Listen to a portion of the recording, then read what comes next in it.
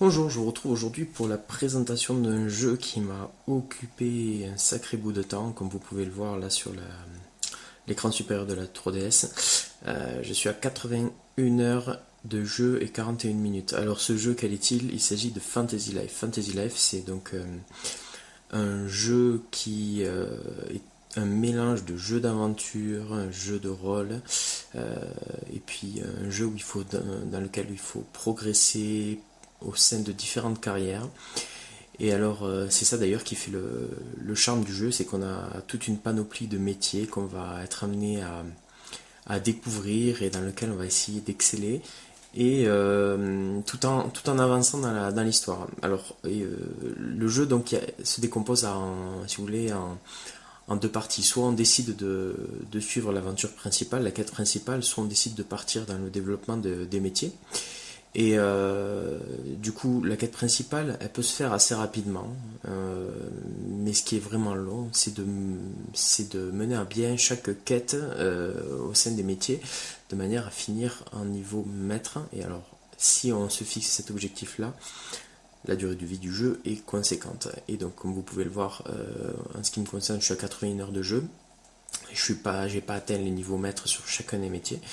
Et je vais quand même pouvoir vous présenter bien comme il faut ce jeu sur lequel j'ai passé pas mal de mois. Alors il s'agit donc de Fantasy Life, je mets le son. Je suis sur le menu principal. Donc on peut voir dans l'écran inférieur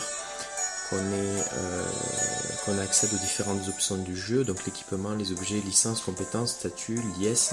Alors l'équipement, donc comme dans tout bon jeu d'aventure qui se respecte, on peut choisir, enfin en tout cas quand on progresse, on gagne des boucliers, des épées, toutes sortes d'équipements qui permettent soit de se battre, soit de développer les compétences dans ces métiers.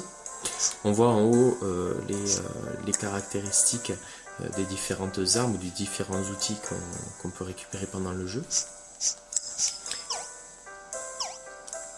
Alors, j'ai pas fini ce que je voulais vous montrer dans le menu principal. Après, on a tout un panel d'objets. Alors, c'est assez incroyable tellement il y en a. Si je fais défiler, donc on a tout un tas d'aliments qui vont servir au métier de cuisinier, à fabriquer des plats tous plus originaux les uns que les autres. On a des objets qui vont servir de potions de vie, de potions de magie afin de pouvoir mener à bien les combats les plus durs. Alors je précise, c'est pas un jeu où la difficulté est forcément très élevée, sauf quand voilà, on se lance dans les quêtes de métier. Donc là on a quelques boss qui peuvent être un peu retors.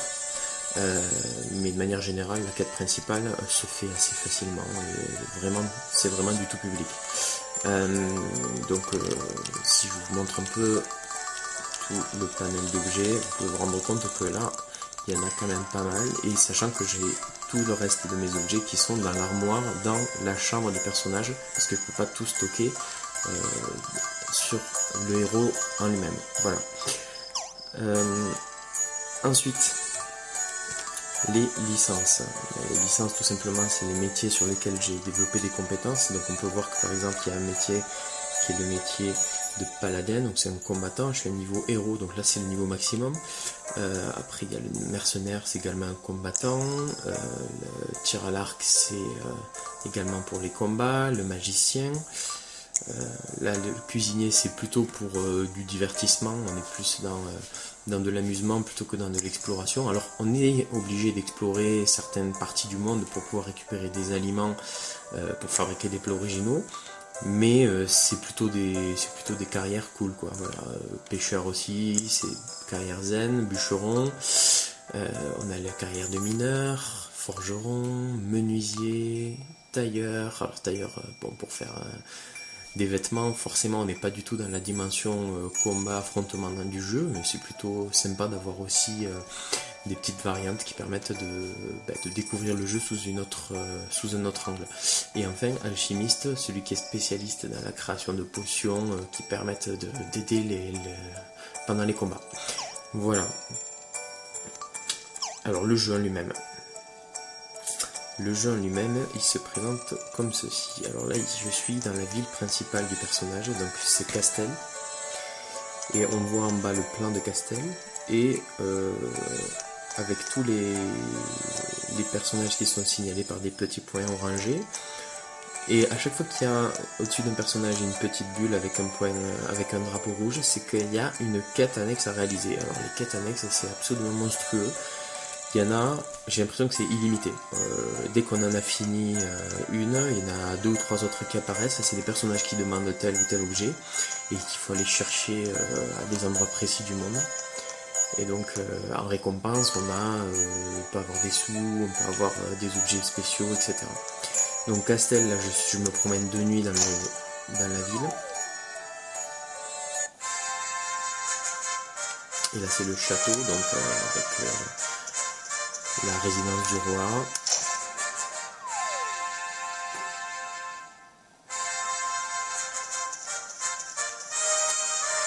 Et le roi qui est dans ses appartements, puisqu'il n'est pas sur le trône. Dans le conseil du roi, alors la traduction française, vous allez voir, hein,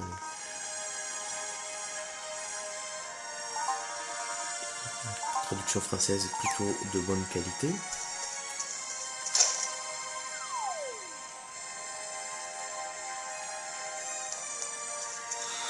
Et en fait, on a un monde qui est assez grand à explorer, sauf que au début, on est limité à certains endroits du jeu. En fait, le monde s'ouvre progressivement. Donc au début, on est limité à la ville de Castel, on a pas mal de petites quêtes sur la ville à réaliser, en tout début de partie. Après, on peut aller se balader dans la plaine principale. Et après, quand on progresse, quand on passe sur le deuxième chapitre, le troisième chapitre du jeu, à ce moment-là, on commence à aller pouvoir visiter un autre village, on peut aller se rendre donc sur le village du portuaire, on a un village dans le désert, etc. On a des petits trucs sympas comme le fait de pouvoir parler à un pilote qui va nous téléporter à certains endroits du jeu. Et on a aussi, si on l'a acheté, la possibilité d'avoir son cheval. Et donc ça c'est pas mal parce que ça permet de se déplacer plus vite dans le monde. Alors, voilà.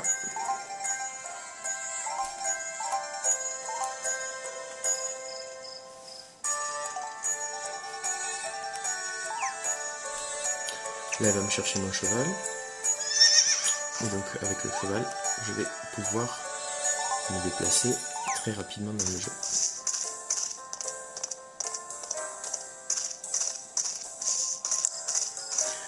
Là je vous fais découvrir un peu le jeu en accéléré du coup. Je ne vais pas tout vous montrer non plus, je vais me cantonner aux premiers endroits qui sont accessibles quand on commence une partie. Donc ça c'est la plaine principale, avec des ennemis qui n'en sont pas, en fait c'est des moutons, donc ils sont plus effrayés qu'autre chose quand on les voit. Alors l'abeille qui est un peu belliqueuse, des loups. Alors les ennemis varient quand on est le jour ou la nuit. Alors ça fait partie des gros monstres qu'on peut affronter quand on est vraiment bien avancé dans le jeu.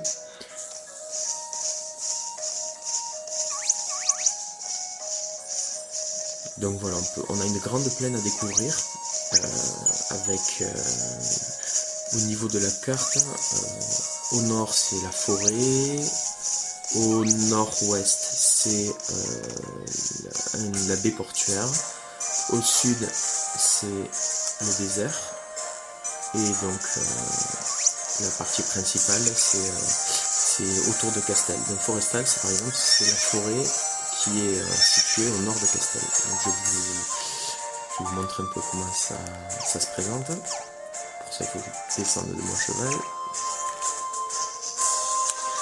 Alors vous voyez peut-être des personnages qui m'accompagnent. C'est parce qu'en fait on a la possibilité dans le jeu d'être accompagné avec des personnages qui vont accompagner le héros pour l'aider dans les affrontements, dans les combats avec les ennemis.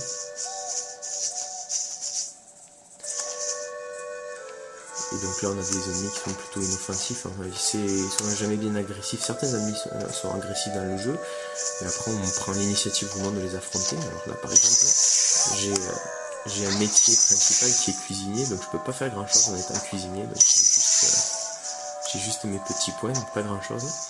Mais je peux vous montrer par exemple, comme j'ai développé les compétences de bûcheron, quand on trouve un grand arbre, on peut le casser, enfin le tronçonner, pour après récupérer des morceaux de bois. Et avec ces morceaux de bois, je vais pouvoir après fabriquer par exemple des meubles. Je vais pouvoir faire tout un tas de choses qui avec le métier de menuisier. Donc en fait les compétences se complètent l'une l'autre. C'est-à-dire que voilà, quand je vais aller découper des arbres en tant que bûcheron, après ça va me servir soit pour fabriquer des armes, soit pour fabriquer des meubles, etc. Donc ça c'est plutôt bien pensé et ça incite à développer chacune des carrières pour essayer d'explorer le plus de choses dans le monde.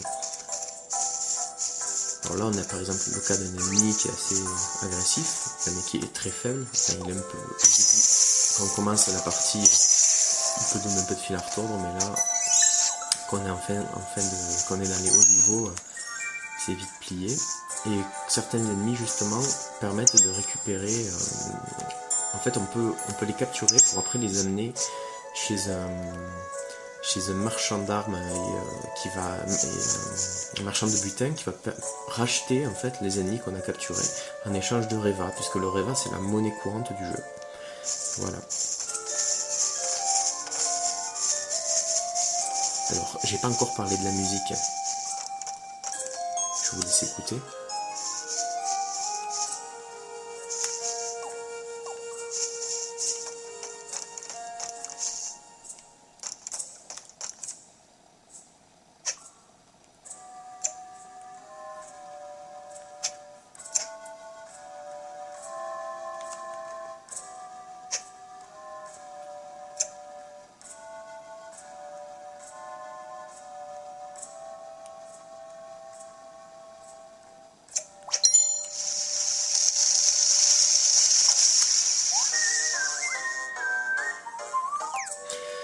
Alors, juste bon, pour info, c'est Nobuo Uematsu qui a composé la musique. Alors, ceux qui connaissent, c'est un grand compositeur, très très grand compositeur, qui a œuvré sur plein de séries, et la plus célèbre c'est les Final Fantasy, puisqu'il a composé notamment les musiques de FF7, FF8, FF9, et FF6 bien sûr, et donc on a une musique qui accompagne tout au long du jeu qui est vraiment très réussie, qu'on soit dans la forêt comme c'est le cas ici, qu'on aille dans les montagnes, etc. On a des thèmes musicaux qui accompagnent le joueur dans toutes ses aventures et qui sont très réussis. Voilà, donc ça c'est aussi un des gros points forts du jeu, à mon sens. Alors parmi les autres points forts, on a la durée de vie très importante de ce jeu qui permet en fait de tout le temps avoir des choses à faire. Quand on allume la console et qu'on veut développer une compétence, en fait, il suffit de choisir une carrière et on a toujours des choses à faire au sein de cette carrière-là, avec des nouvelles missions à accomplir. Et ça, c'est une grande force de ce jeu, c'est qu'on a une durée de vie à toute épreuve. Hein. Je vous dis, moi je suis à pratiquement 82 heures de jeu et j'ai pas encore tout vu. Alors, j'ai un peu exploré le monde de Reveria. Je l'ai déjà exploré en long, en large et en travers, mais je suis pas encore allé au bout des quêtes. Voilà. Donc là je me dirige vers une autre zone du jeu qui est accessible dans les premières heures de partie. C'est la montagne, le mont Simenège. Alors au début on affronte des ennemis vraiment basiques, hein. C'est une poule. Pas bien méchante, elle me fait perdre un point de vie, j'en ai 333. Et en étant bien accompagné avec un sorcier, le roi, etc., j'ai pas trop à me soucier de ces ennemis. Alors on a un bon effet de profondeur quand on active la 3D, là on peut voir en fond d'écran des cascades, etc. Et la 3D est bien retranscrite, c'est plutôt sympathique. Et je vous laisse écouter les musiques aussi.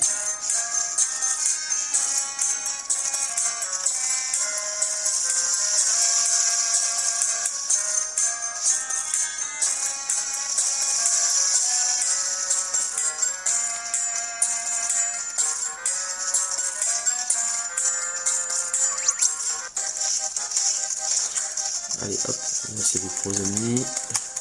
Quand on les tue, justement quand on les capture, on peut les... Alors, quand on les capture, on peut après obtenir une récompense auprès des agents des butins. Par exemple, je vais aller les capturer.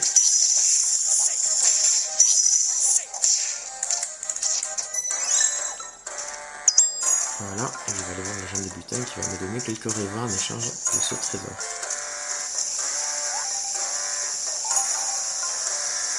Alors en haut à gauche, on voit le nombre de pièces que j'ai. Et là, il nous explique qu'il nous en donner 450 trésors.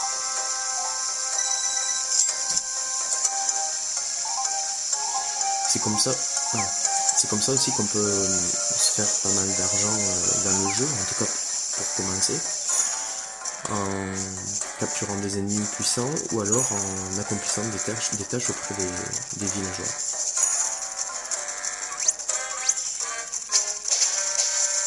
Alors je vais quand même vous montrer la guilde des carrières. Quand on veut changer de métier, c'est pas compliqué, on va se téléporter à un autre endroit du jeu. Et donc de suite, ah oui, ça j'en ai pas parlé, Reveria, donc on voit Reveria ici. Donc je suis dans cette zone là, tout à l'heure j'étais à la forestale, donc tout en haut. La zone du désert se trouve ici. Là on a un petit archipel avec la ville portuaire, un petit archipel avec pas mal de quêtes et de grottes à explorer. Et on a l'île qui est située dans les nuages qu'on découvre vraiment sur la fin du jeu. Et qui est aussi pas mal à découvrir. Voilà, donc un monde assez grand, sachant qu'il y a aussi un contenu payant à acheter, je ne l'ai pas fait, mais qui est accessible à partir du niveau 50 et qui permet de découvrir donc toute notre partie du jeu pour rallonger d'autant la durée de vie. Voilà, alors je vais vous montrer un peu la téléportation à la guilde des carrières.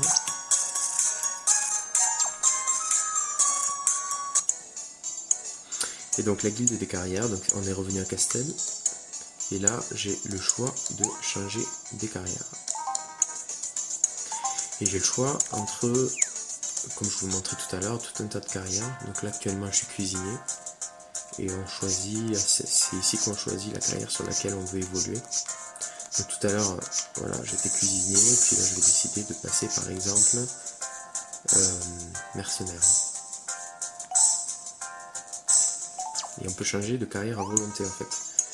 Voilà, donc là je suis mercenaire, donc ma spécialité c'est le combat avec les grosses épées qu'on tient à deux mains. Donc qui font beaucoup de dégâts, qui protègent pas très bien. Voilà, alors je peux pas utiliser les épées dans le village, il faut que je sois sorti du village, ce qui peut paraître logique. Je sais même pas si je vais pouvoir, là où je me trouve, utiliser, non toujours pas, il faut que je sois directement revenu dans le pré. Et je vais vous montrer quand même la maison du héros qui est ici, puisqu'il vit au début du jeu dans un grenier.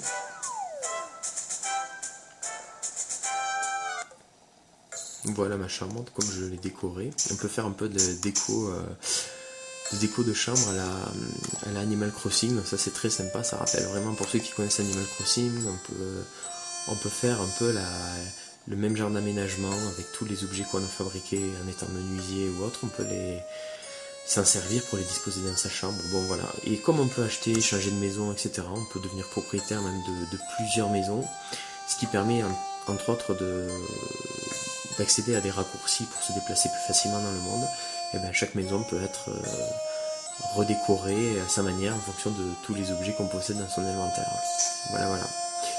Donc Yuelia, c'est le papillon qui nous accompagne pendant toute l'histoire. C'est un peu comme Link dans Zelda avec la fée qui nous accompagne durant toute l'aventure. Mais Yuelia, c'est le papillon magique qui va nous accompagner. On en découvre un peu plus dans le jeu.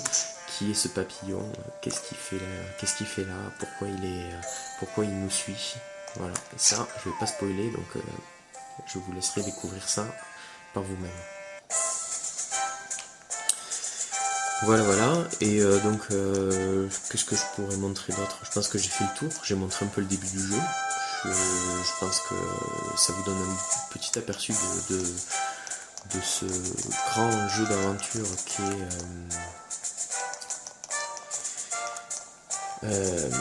est Fantasy Life. Alors c'est un jeu qui est sorti sorti je crois en 2014. On peut le trouver sur le marché de l'occasion très facilement. Ouais, c'est un jeu 3DS, donc forcément on peut l'utiliser avec la New 3DS, on peut l'utiliser avec avec la 2DS aussi. Et quand on veut s'occuper pendant les vacances, c'est vraiment le jeu à avoir pour faire passer le temps. Tellement il y a de choses à faire, tellement il y a de choses à explorer. C'est un jeu, c'est time consuming comme on dit, ça prend beaucoup de temps, c'est très très chronophage, mais on s'amuse beaucoup à ramasser différents objets dans le jeu. Là j'ai pris une boule de pissenlit, on a des poulaillers, je peux ramasser des œufs, avec les œufs je vais pouvoir faire des omelettes en tant que cuisinier, etc. Carottes, etc. Tout ça c'est pour... en fait ça vient servir les quêtes, ça vient servir les différentes carrières de personnages. Et en fait, il y a plusieurs fins du jeu, ça j'en ai pas parlé, mais quand on termine l'histoire principale, donc on a une fin de jeu classique, mais également quand on arrive au bout d'une carrière, on a une fin dédiée à cette carrière, avec une musique dédiée, une célébration qui vient rendre hommage au fait qu'on soit passé maître dans la carrière sur laquelle on évoluait. Et donc ça c'est très sympa parce que ça encourage à voir toutes les fins du jeu. Alors il y a beaucoup de travail, il y a du taf pour arriver à avoir toutes les quêtes, mais c'est vraiment très sympa. Voilà, au niveau des petits reproches que je peux faire dans ce jeu, ça serait niveau difficulté de la quête principale, qui est vraiment que je trouve trop simple. J'aurais aimé plus de challenge sur la quête principale. Elle est pas du tout destinée pour les hardcore gamers, hein. C'est vraiment pour ceux qui ont envie... c'est plutôt une balade, un parcours de santé plutôt que quelque chose où on va affronter des ennemis, où on va devoir gérer des stocks pour surveiller ses vies, etc. Non, c'est juste je découvre l'histoire, je découvre Reveria, etc. Mais il n'y a pas de challenge. Le challenge, on l'a vraiment quand on insiste sur certaines carrières comme mercenaire ou autre et qu'on va chercher à affronter les ennemis les plus puissants du jeu. Voilà. Donc ça serait mon petit point noir de ce jeu, le manque de challenge. Après, on a une musique qui est vraiment réussie, on a des graphismes qui sont un peu enfantins mais qui sont vraiment très sympas. Et on a une excellente durée de vie. Voilà, j'espère que cette présentation de Fantasy Life vous aura plu. En tout cas, c'est un jeu qui sera occupé pendant de très nombreuses heures avant de ranger la cartouche dans sa boîte. Voilà, sur ce je vous dis à bientôt.